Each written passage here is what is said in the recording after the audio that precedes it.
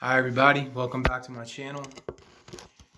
I am making another video for fluoroquinolone toxicity. I'm in my basement in my house. I have my music down here. I play. You guys probably don't care about my music. There's definitely a dog over there on the rug. And he had a very rough day, as you can gather from that. I try not to put on too much of a show for you guys. I know that a lot of you on my channel, I don't have a lot of subscribers. I don't make money doing this. I have a full-time job in social services. I do this for getting the message out. That's why I began making these videos, and that's why I'm going to continue to make them. I think as I get further out from the event, I tend to forget how bad it was and how much I was looking for information and for answers. So these are nicotine patches. I have some vices, and I'm just going to be comfortable because you're in my channel. So if you don't like it, the hell out. Right? Maybe that was a shitty joke. I don't know. I'm just trying to keep it real with you guys. I know that when it first happened to me, that I really wanted to know what was going on. I wanted to find other people out there that had gone through what I did. I don't have an agenda or a plan for this particular video. I'm just winging it.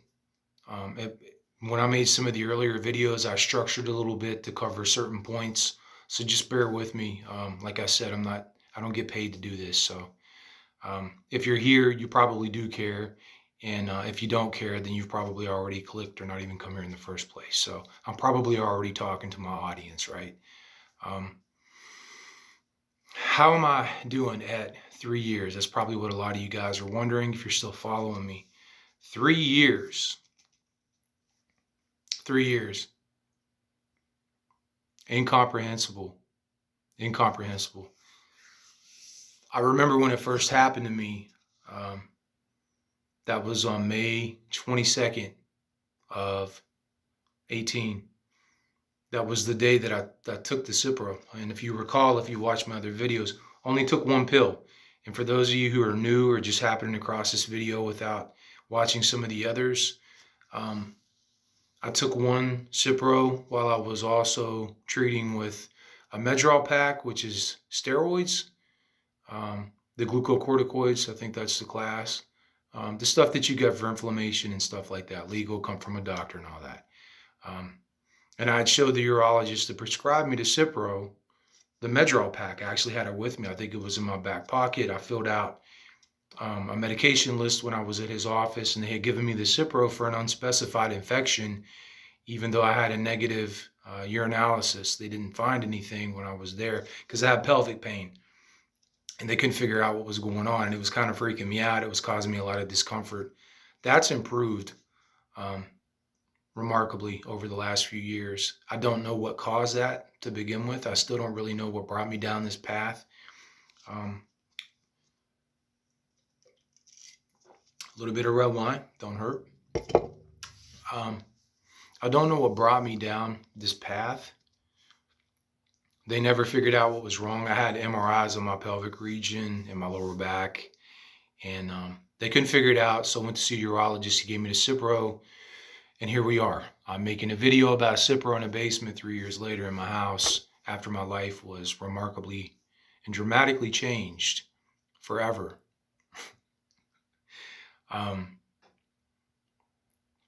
It was awful. I still remember. It was still life-changing. It has still had a profound effect on my life. I had 3 years. Not a day goes by that I don't have symptoms or that I don't have thoughts about it or pain. Still yet in my ankles. I'm not as healthy as I used to be. I'm not perfect. My diet is not perfect. I was very vigilant about that early on, and eating only, yogurt, tuna, almonds. I stayed totally away from carbs and bread and chips and junk. I didn't eat sugar, processed foods. And that might have helped. That might not have helped. I tend to think a good diet always helps you regardless of what's going on. And my body was just telling me at that point I'd lost so much weight and I was so poisoned and destroyed that I knew I needed to eat healthy, and it was all I could do some days just to get maybe 1,000 calories in. And I'm a fairly big guy, over 6 foot, over 200 pounds, and it was probably around 225 or 230 when that happened, and I went down to about 170, 175. So I lost 50 to 60 pounds. It was mostly all muscle.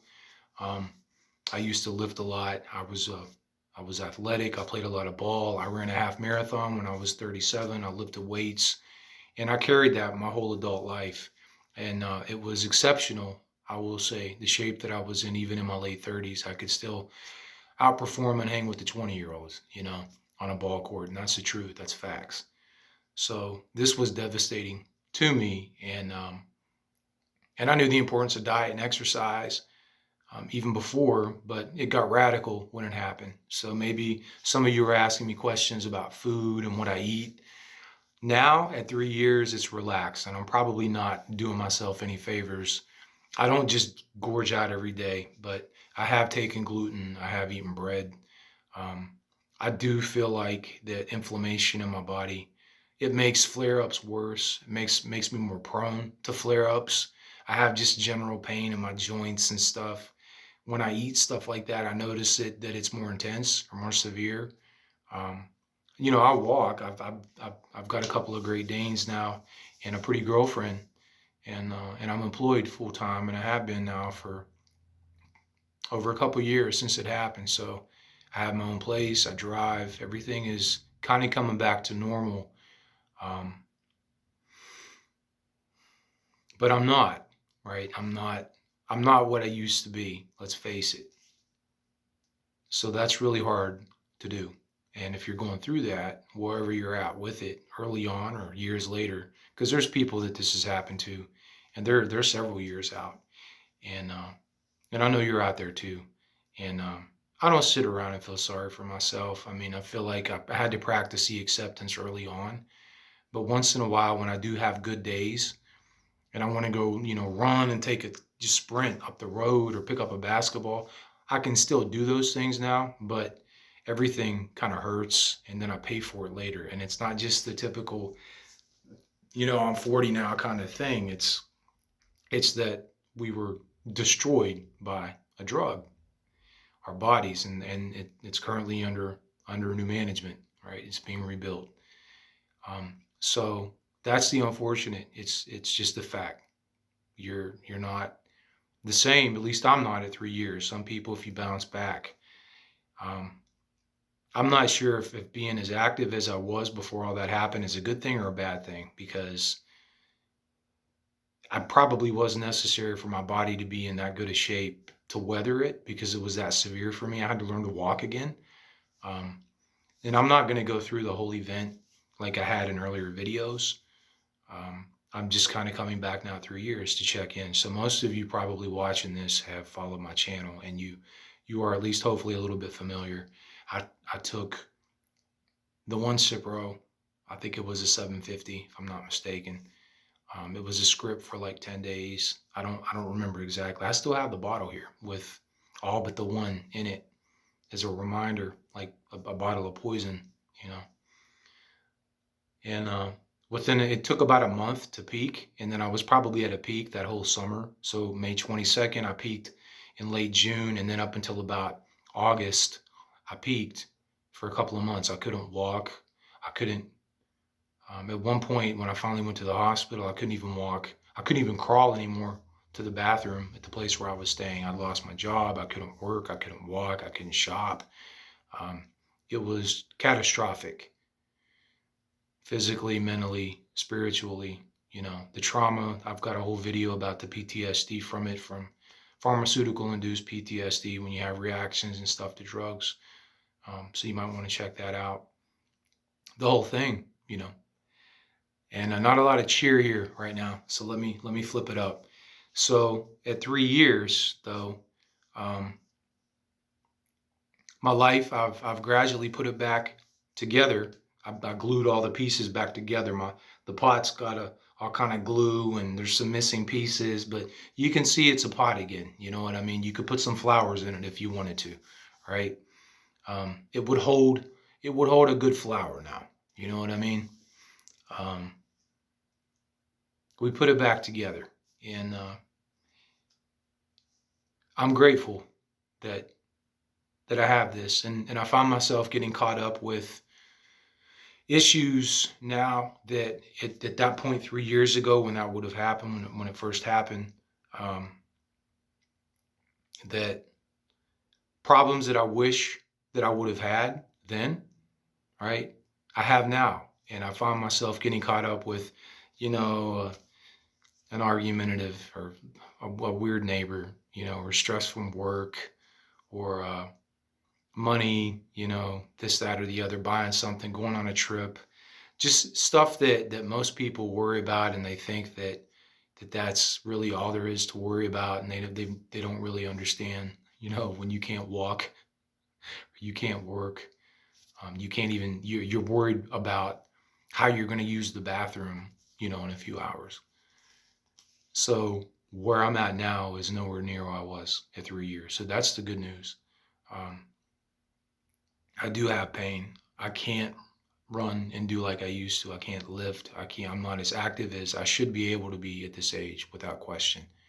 But I am also getting my strength back. I've got some muscle back on my legs, you know, right? Not trying to show you guys too much there. Gained a little bit of weight back. I'm probably back up to 225 or 230. A lot of the upper body, I can't lift like I used to. It sucks, but some of it, you know, I'm doing to myself because I don't eat exactly like I should.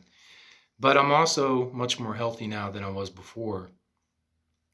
And I take this any day over where I was 3 years ago, laid up in a bed staring at a ceiling because I couldn't move off my back. So yeah, but I don't know if you're taking that as good news or not, if it's just happened to you, because you've probably come across other people, not just me, that are talking in terms of years. And when this first happens to you, you're not even remotely prepared to hear that kind of thing. I wasn't. I never dreamed in a million years that this would be something that it was going to take years to come back from. But to be honest with you, when it first happened, I wasn't sure that I was going to survive it, frankly, because it ended everything in my life up to that point, except the pulse. Everything else I lost. And so it is a victory, because I'm here. So if you're struggling with it now, it's fresh for you. You've heard this from other people. You've read it, I'm sure, on websites and the Facebook groups and everybody else. You got to you're just going to have to accept it. You just have to accept it wherever you're at, whatever your new normal is, and have many goals for yourself. If it's, you know, getting to the bathroom without help, if it's getting to the grocery store finally again so you can do your own shopping, if it's getting back to work again, whatever the goals might be, however silly they might seem to be to other people who don't understand. Some of us do understand because we've been there. So you have to accept where you're at, and you have to just pace yourself. And you're in for a long haul. You're in for a marathon here. This is for most of the people that had a severe reaction. Even the people, you know, in their 20s, the young folks, you're probably not just going to bounce back from this. And if you are young and you did have some issues with it, and you happen to be watching this video, I would urge you to be cautious. Not because I'm jealous. I'm happy for you. Go and live your life. But if, you know, you got pain in your shoulders, your elbows, or your ankles, or something didn't quite feel right, you know, but you're just trying to shrug it off, at least for the first 6 months to a year, I would urge you to be very cautious, because I think that's when we're at a higher risk to have like a serious rupture or some kind of a serious tendon injury, because This stuff does weaken your connective tissue. I mean, there's really no other clinical or fancy way to put it. It screws up, and I would say I would use more probably obscene language, but I'm trying to tailor it down a little bit for the sake of the audience for this video. You need to be careful. Your connective tissue is screwed up. So slow down and pace yourself. And in my case, I didn't have that to worry about because it slowed down for me. I didn't have a choice. I still take probiotics. I still take vitamin C. As far as topical stuff, I have the magnesium oil that I used to use. All this stuff I bought on Amazon. A lot of people still ask me questions about supplements. I took the BPC for a while, the injections. That seemed to help. It's proven to help regenerate connective tissue rapidly, more rapidly than it will heal on its own. If you remember, connective tissue heals slower than bone. Sorry, that's bad news.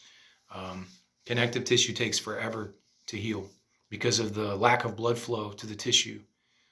That's just the way it's designed. So like a broken bone, you'll bounce back quicker than if you have like tendon problems. So this takes a long, long time.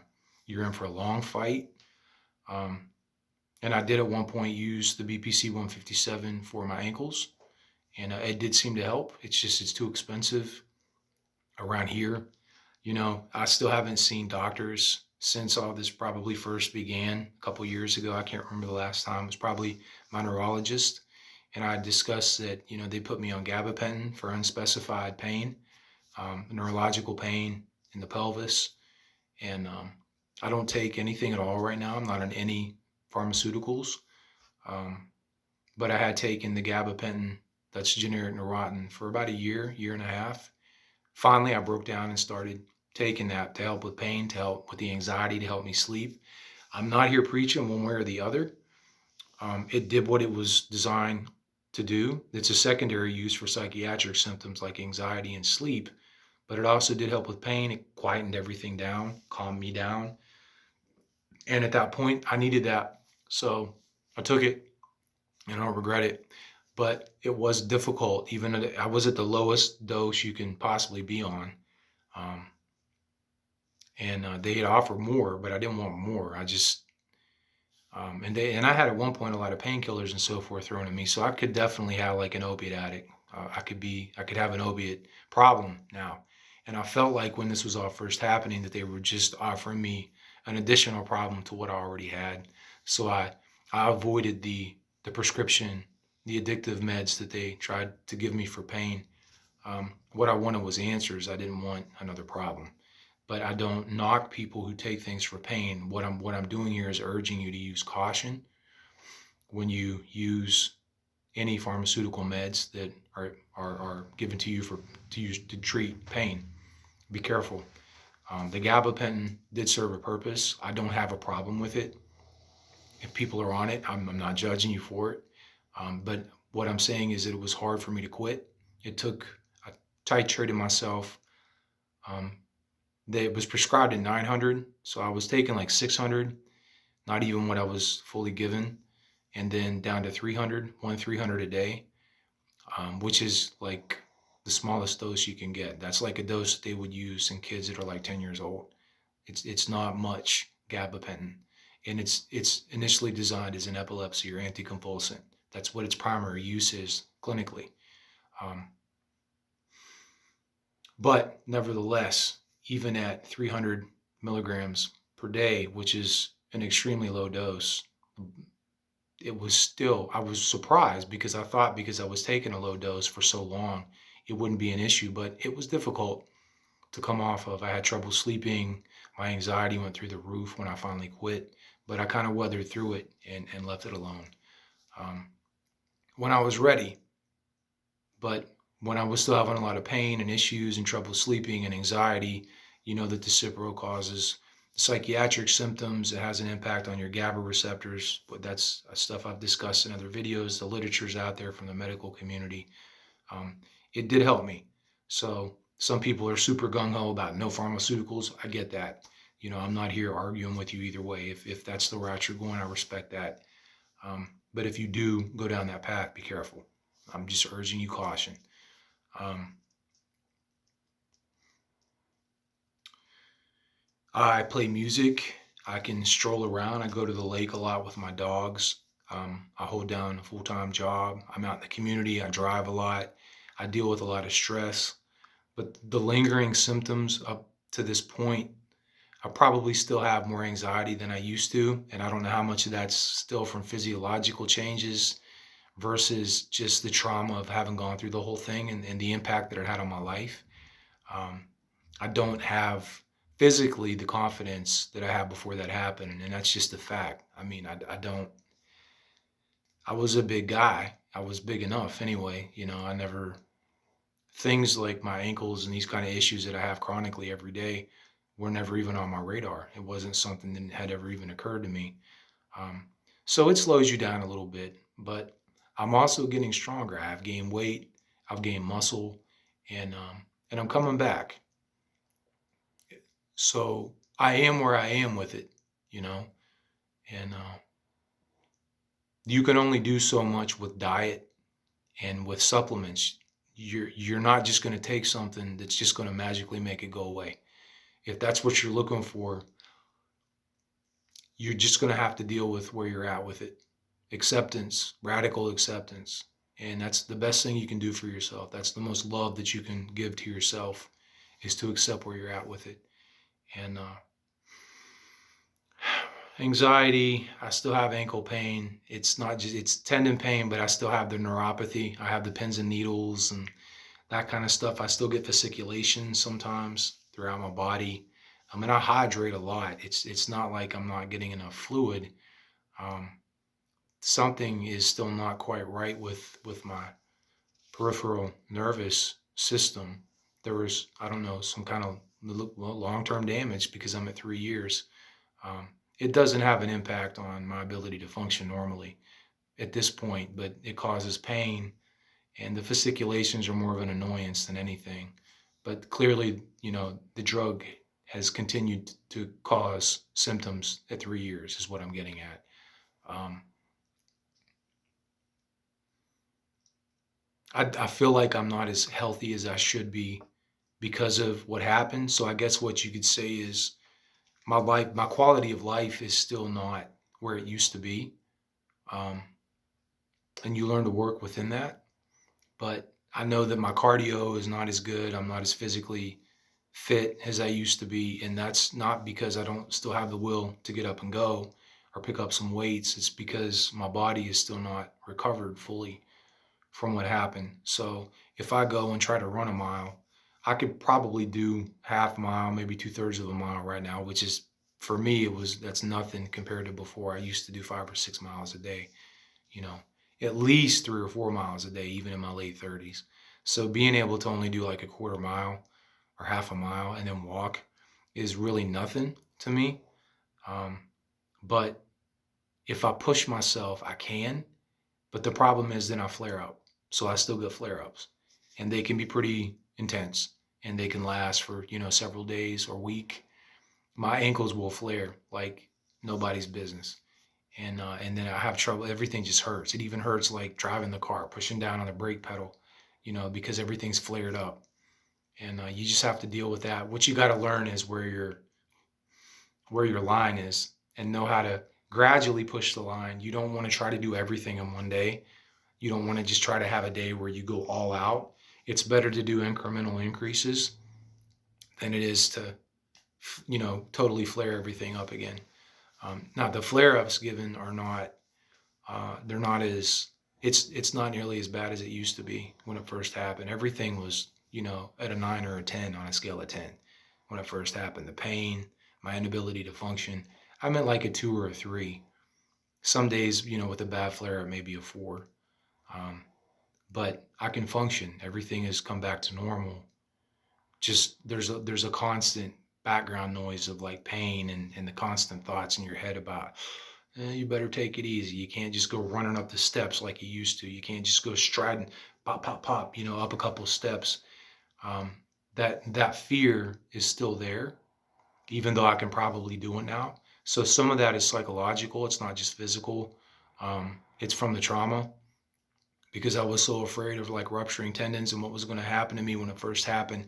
And that lingers. That's something that's really, really hard to push through. And all you can do is little steps every day. And gradually you'll get back to some kind of life, hopefully. Some people don't. Some people go in the opposite direction. And that's another reason that it's fortunate that I am where I am. So this isn't really a complaint. I'm not trying to make a complaint video. I'm just giving you what's happening to me at 3 years. I am grateful because I feel like all that said, I still have another shot at life, and I do have a good quality of life. And in some ways, it changed me for the better. I get out of my own way more now. I'm able more to identify with and empathize with people who suffer. And I can relate to people that are really going through some serious stuff because I've been there in that, like, you might not survive. You don't know what's going to happen. Your life is ended, the most catastrophic stuff really a human can go through. I feel like I've been there, and I know some other people that have had this happen to them have also experienced that. It was a huge impact, catastrophic. There's no other word for it. It's catastrophe.